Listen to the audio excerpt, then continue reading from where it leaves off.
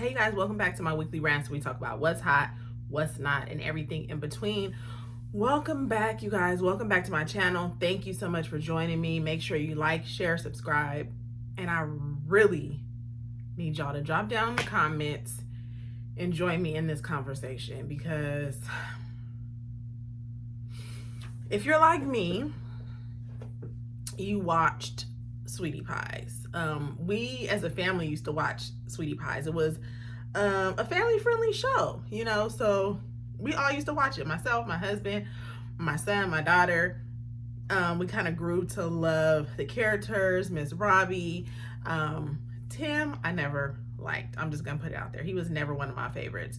I liked his cousin, Janae. I loved Andre. Rest in peace to Andre.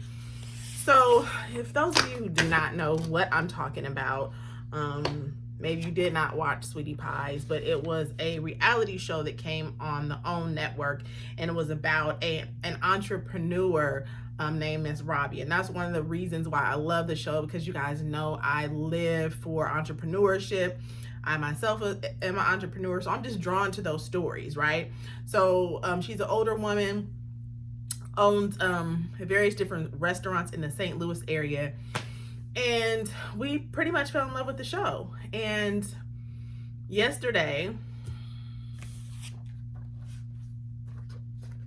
I read this story and my whole spirit was vexed for the rest of the day, and I woke up today thinking about it. So I said, you know, I gotta hop on here and talk about it, and I want to know what you guys think about it. So I printed out the article. I'm just gonna kind of read it briefly to you all. So Tim is Miss Robbie's son, okay, from the show Sweetie Pies. And yesterday we saw this little ugly picture of him. This is not even the only thing. Yesterday we saw the mug shot.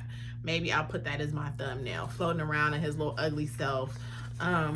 And it stated that he was arrested for allegedly commissioning a murder for hire plot that killed his teenage nephew. Now, if you watch the show, Andre is his teenage nephew that was murdered. If you don't watch the show, they had a teenage nephew, which was Miss Robbie's grandson. His name was Andre, and he was a young man who came to live with them. She was really big on helping her family, and Andre was her oldest son, who also was murdered early on in life, son. So she thought, like, let me bring him here and help him, you know, get on the right track so he doesn't get into trouble. And he actually was doing really well. He graduated from high school, and right after he graduated from high school, he was murdered. And that hurt my heart as well.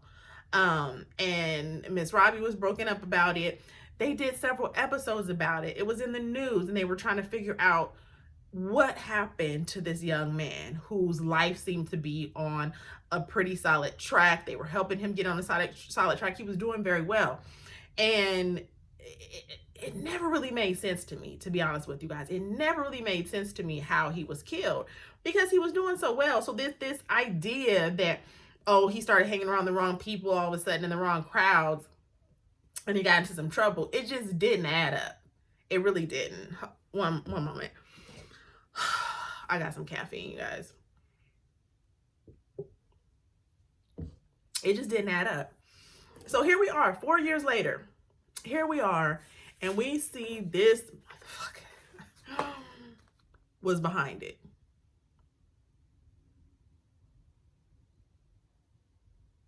This piece of shit right here was behind it.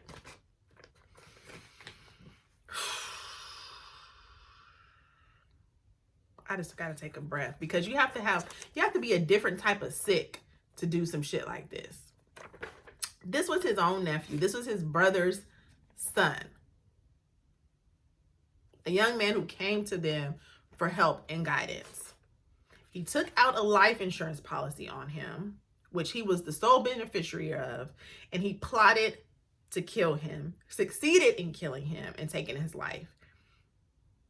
Allegedly. Let me put allegedly in there. I don't want nobody trying to sue me or whatever. Allegedly. conspired with a young lady that he was dealing with, some stripper. Okay. They both conspired to kill this young man for a life insurance policy valued at $450,000. Let that sink in. $450,000 is chump change. You have to be a different type of sick in the head to take out a life insurance policy against a young man's life and then plot to kill him and actually follow through with it. You got to be a different type of sick. So I'll just read some of this briefly to you all if you have not heard it or seen it already.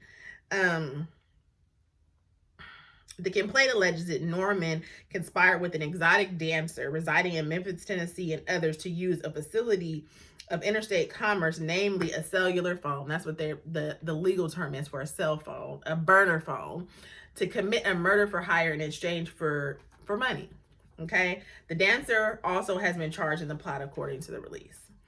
In 2014, Norman obtained a $450,000 life insurance policy on his 18-year-old nephew, Andre Montgomery. Norman was the sole beneficiary according to the release. In the days leading up to Montgomery's murder, the other suspect communicated with Montgomery and told him she was planning to be in St. Louis. The day before Montgomery's murder, on March 13, 2016, Norman flew to St. Louis, Missouri from his home in LA, according to the release.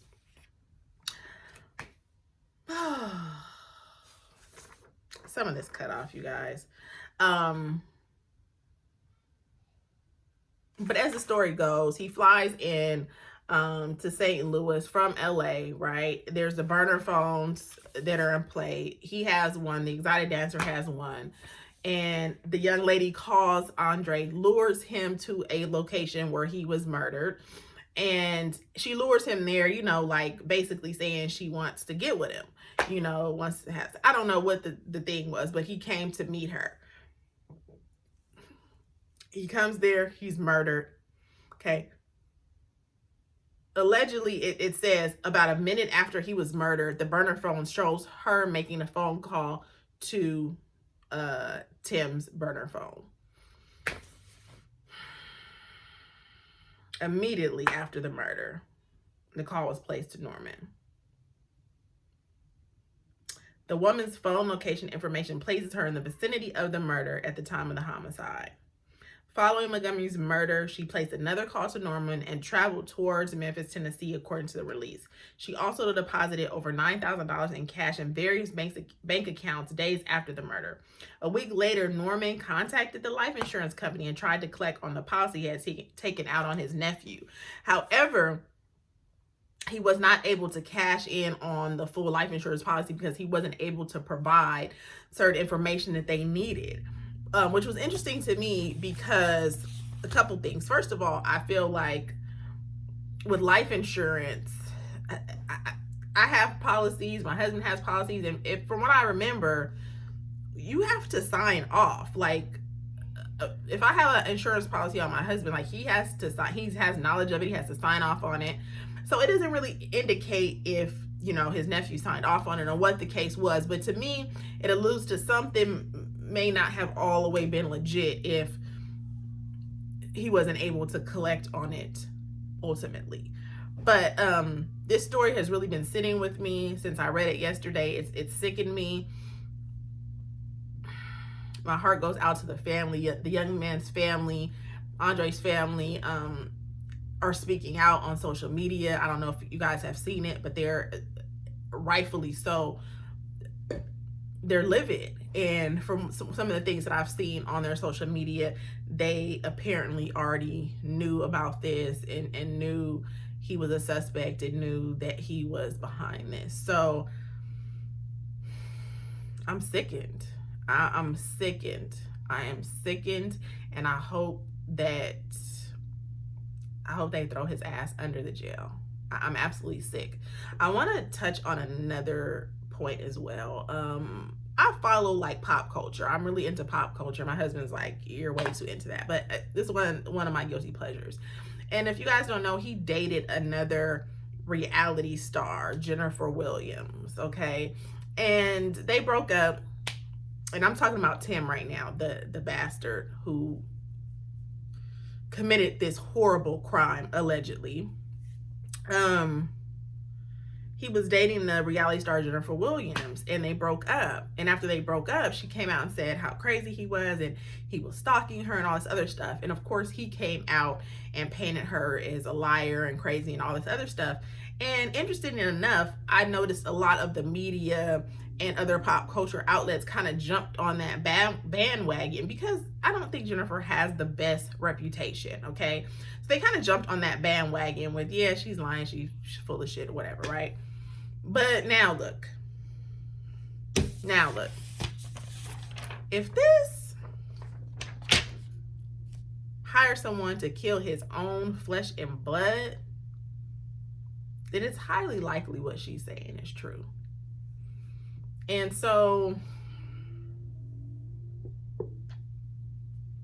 it made me think we got to be careful. We're sometimes too often in our society, we're too quick to not believe women sometimes when they say certain things, or quick to say, oh, she's crazy or this or that. We have to be careful with that, because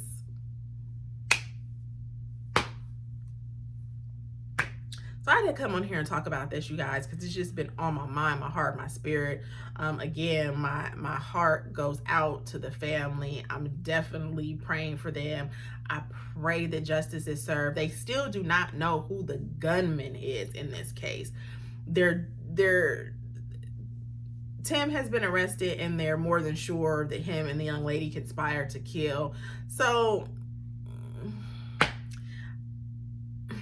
from what I've seen in cases similar to this, somebody gonna tell who the gunman is and probably try to cut a deal.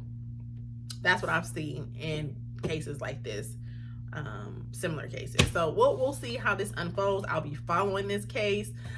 Can't believe it. Me and my husband were talking about it last night. We were both sick to our stomach. We never liked Tim's ass.